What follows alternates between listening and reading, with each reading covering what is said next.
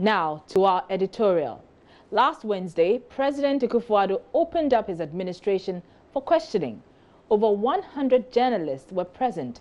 70 journalists indicated they had questions. At the end, only 14 journalists got the opportunity.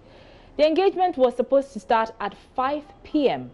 Well, it started 30 minutes late. The president then spent about 40 minutes delivering a statement on his achievements. Well, after 14 male journalists asked questions, the press encounter ended at 7 p.m. Mr. Charles Techibwedu has a question on international relations. Can we stop there? Can we just stop there? That will be the 7 o'clock, especially Charles Techibwedu, who's my good friend. Let's stop with Charles Techibwedu. Please step up to the microphone. Please step up to the microphone. Let's stop with Charles Techibwedu. Well, we did the maths and we realized that journalists just got 55 minutes to ask questions. But the 55 minutes also factors in answers from the president and his ministers. We all know the president spent several minutes answering questions. So could we, in all honesty, describe this as a presidential encounter with the press?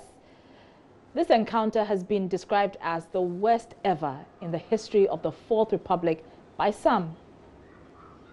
For me, I think this, I would say, is the worst ever presidential media encounter that I've witnessed since the inception of the Fourth Republic. I think that what really happened, in my view, was literally the president addressing the nation, kind of a, as they used to say, a state broadcast. Mm-hmm. And perhaps it was about spicing it up with media people being present in the room and maybe garnishing it with the opportunity of a few journalists being given the chance to ask questions. Well, the president and the NPP, who had benefited enormously from the work of civil society organizations when he was leading the NPP in opposition, had a word for them. What about the attacks by the think tanks and the opposition on policies? Is that right? This is what we have all fought for a long time, an open society that allows everybody to express their views on government policy and develop alternative views, support, as the case may be.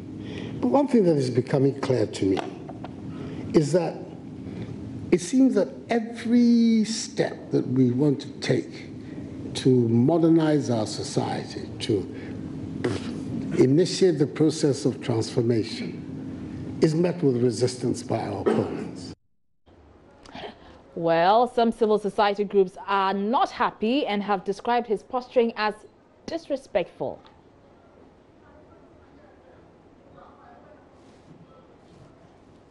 Now, these are concerns. Why should the president agree to meet up with journalists when he had no time on his hands?